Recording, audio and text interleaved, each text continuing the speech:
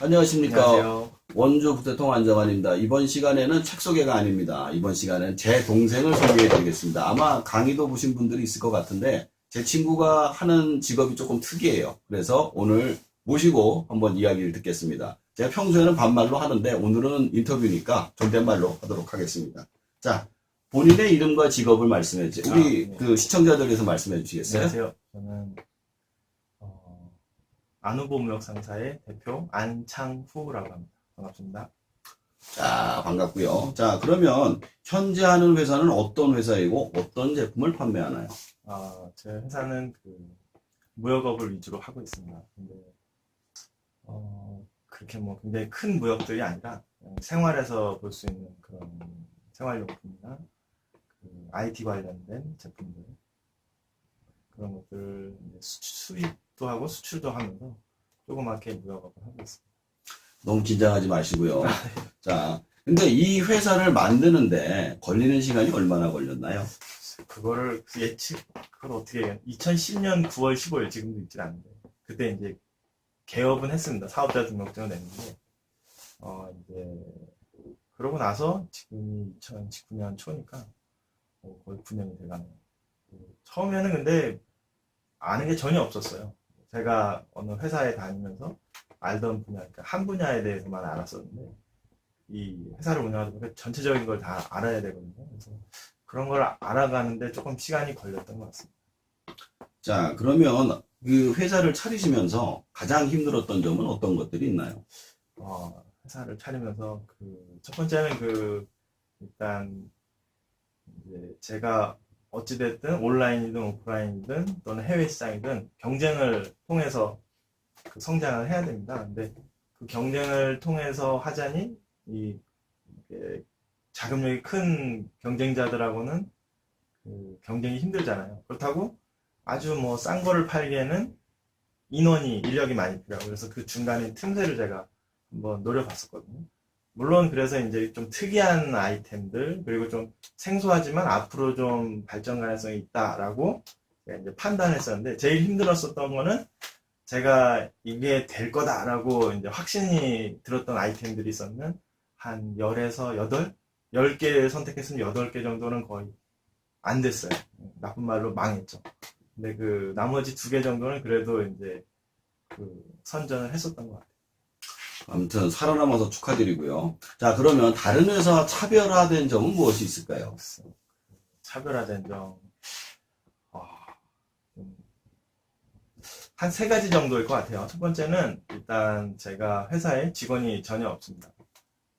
직원 없이, 물론 온라인 하시는 분들은 비슷하겠지만, 직원이 없이 운영이 되는 시스템으로 바꾸려고 노력을 하고 있습니다. 예를 들면 제가 출장을 가거나, 뭐, 한국에 있어도 다른 지역에 가거나, 강의를 들어가거나, 뭘 할 수 없을 때도, 예를 들면 전화를 받지 않고 그냥 대화창 같은 거, 채팅창 같은 걸로 띄우거나, 또 물건이 주문이 들어왔을 때도 미리 이제 어떤 창고 같은 데에다가 약속을 해놓고 보내놓으면 한 개씩 분할해서 물건을 보내는 그런 방식들을 했었습니다.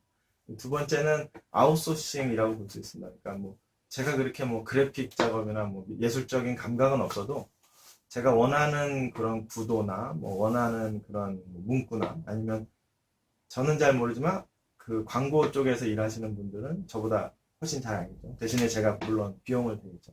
더 쉽게 말하면 그 사람들한테 제 일감을 주고 제가 이제 값어치를 페이를 하는 겁니다. 아웃소싱이라고 표현하고 싶고 해외에서도 물론 제가 플라스틱 금형부터 나사까지 다 만들진 않잖아요. 근데 나사 같은 것도 전부 중국이나 베트남이나 다른 나라에서 수입을 받아서 조립을 하는 거겠죠. 근데 그 과정에서 업자들 대부분 원어민들이겠죠.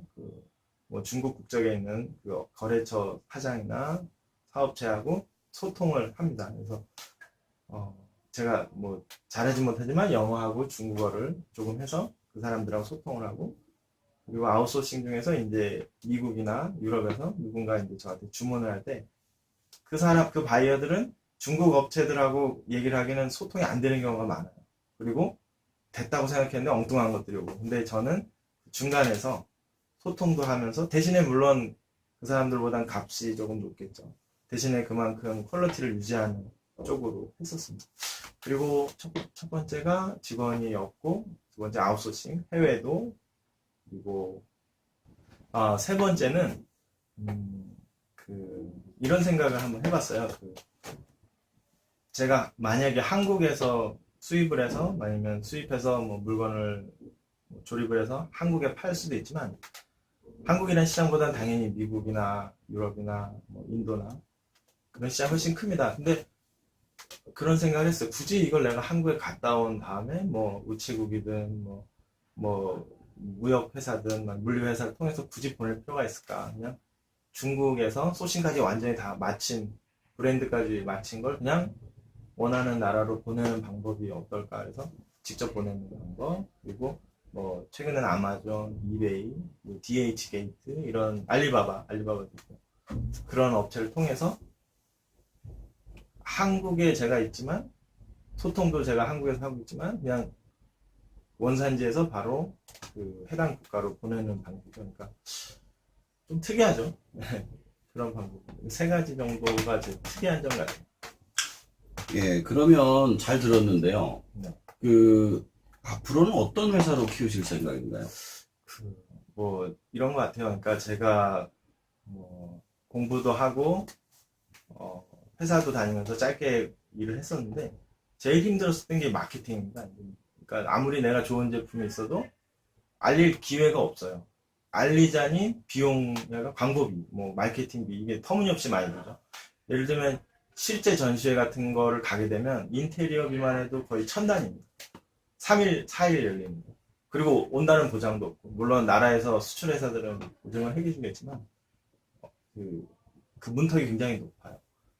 그리고 거기서 된다는 보장보다 오히려 내가 좋은 제품을 만드는데 카피하는 사람들이 오히려 더 와가지고 손해만 끼치는 경우도 많죠. 그래서 그러면 어떻게 하면 결국에 오프라인에 있는 것들을 온라인을 통해서 파는 거니까, 굳이 앞으로는 제 제품만 소싱해서 만드는 것보단 제 사이트가 신뢰를 얻고 많은 사람들한테 알려지면 다른 오프라인들에서 파시는, 또 생산되는 제품들을 저희 쪽에 와서 제가 도움을 드릴 수 있는, 그러니까 오프라인과 온라인에서 제가 도움을 줄 수 있는 일이 할 수 있는 회사가 됐으면 좋겠습니다. 아, 그래요. 지금 이제 방금 생각난 건데. 네. 그럼 본인의 제품 홍보 좀 해주시죠. 제 제품이요? 예.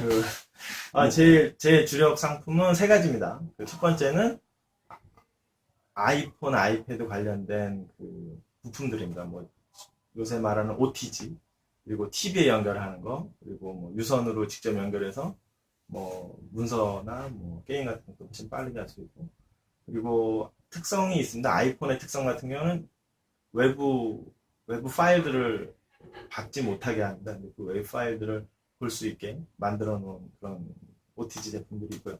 두 번째는 바코드 스캐너입니다. 그래서 중국이나 뭐 인도네시아나 인도 같은 그런 나라들은 현재 QR 코드라고 해서 사각형 코드 있죠.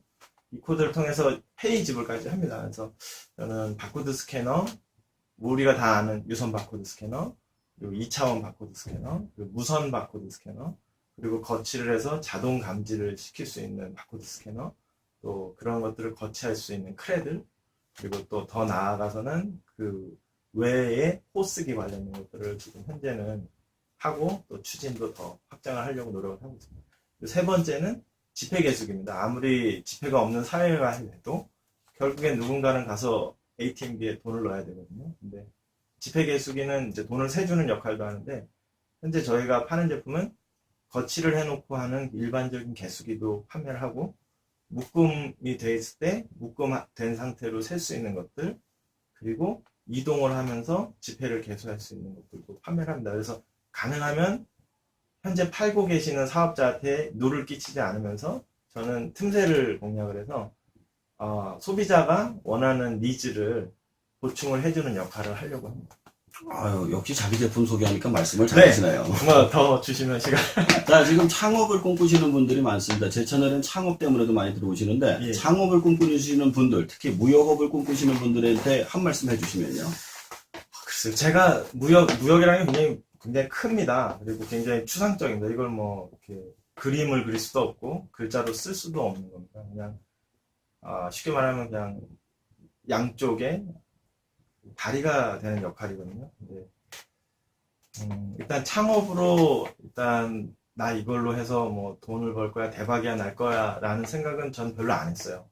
물론 잘 되면 좋죠. 근데 저는 회사도 다니고 그리고 이제 일을 하면서 대학원도 다니고 물론 대학교도 나왔고요. 그리고 중국에서 이제 유학도 잠깐 했었는데 공부를 하면서 많이 느꼈어요. 그 회사를 내가 다녀서 내 능력을 임대를 해주는 거잖아요. 그 임대를 비를 받으면서 내가 계속 살아갈 건지 아니면 그러니까 그 회사에서는 나에 대한 영어 실력, 나에 대한 중국어 실력만 회의를 한단 말이에요. 근데 저는 이런 것도 만들 수 있고 저런 것도 얘기를 할 수 있지만 그 보스가 그걸 원하지 않거든요. 그거는 다른 팀에서 할 거야 라고 하거든요. 그래서 그런 것들을 제가 조금 견딜 수 없었던 것 같아요. 또 그때 제가 2010년에는 그래도 젊었을 때니까 뭐 지금도 젊긴 합니다만 그래도 내가 30 중반이 되기 전까지 한번 뭔가를 시도해보면 후회하지 않겠다라는 생각을 했었어요. 근데 그러고 한 2010년부터 2012년까지는 많이 고군분투를 했습니다. 처음에는 뭐 공예품도 팔고 뭐 처음 엉뚱한 것도 되게 많이 팔았어요. 뭐 왕구도 팔아보려고 했는데 잘 안 됐어요. 근데 만약에 잘 됐으면 제가 뭐 장난감을 계속 팔았겠죠. 아니면 뭐 공예품을 계속 팔았겠죠.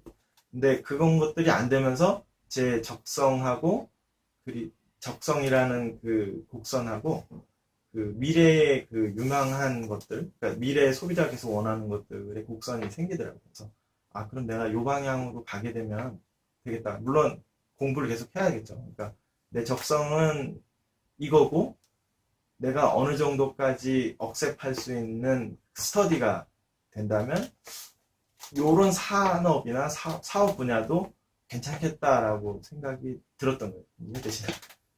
네, 아니 저기 말이 조금 빗나가서 그런데 그러니까 그 만약에 창업을 한다. 예. 그러면 어떻게 하면 좋겠다라는 것만 조금 죄송합니다. 간단하게 얘기해 주시면 네. 좋겠어요. 꼭 창업을 하시기보다는 저는 말리고 싶어요. 고생을 너무 많이 해서. 그리고 많이 외롭습니다. 물론 동업은 더 힘듭니다. 저는 동업 처음에 조금 하려다가 잘 된 적이 거의 없어요. 그러니까 가능하시면 제 의견입니다. 제 의견. 그래서 가능하시면 작게 시작하는 게 좋다고 생각이 됩니다. 그리고 두 번째는 동업은 가능하면 하지 마시고요. 그리고 뭐 투자라는 말들이 굉장히 남용이 많이 되는데 투자라는 것도 결국에는 뭐 싼 이자의 대출 아니면 뭔가 결과물을 갖고 와라 하는 그런 종류의 프로젝트 같은 것들이 많아요. 근데 약속을 지키기가 힘든 것들이거든요, 다. 근데 당장 오늘 몇 개 물건을 더 팔아야 되는 게 최우선이 돼야 되는데 그런 것들 뭐 동업자나 투자나 아니면 일을 크게 벌린 거나 그렇게 되면 그 상대방한테서 받는 부담감이 굉장합니다. 그래서 가능하면 초반에 한번 해보시고 꼭 회사를 그만두고 하실 필요는 없습니다. 해보시다가 내가 이게 적성이다. 그럴 때 한 발 더 나가고 그 다음에 뭐 강의를 듣던가 새로운 그런 플랫폼들을 발견해서 한 번 더 시도해 본 다음에 그 사업의 불길을 펴나가는 거지. 시작할 때는 그 작은 실처럼 한번 얹어보고 걸어본 다음에 이게 저항값이 적은지 많은지를 판단한 다음에 그 실타래, 그 사업의 실타래를 조금 더 굵게 해보시는 그런 걸로 생각을 해보시면 좋겠어요. 그래서 창업은 신중하시게 하셔야 됩니다. 그래요. 아주 말씀 잘 들었습니다. 말이 너무 길어져서 오늘 여기서 끝내도록 하겠습니다. 네, 감사합니다. 고맙습니다.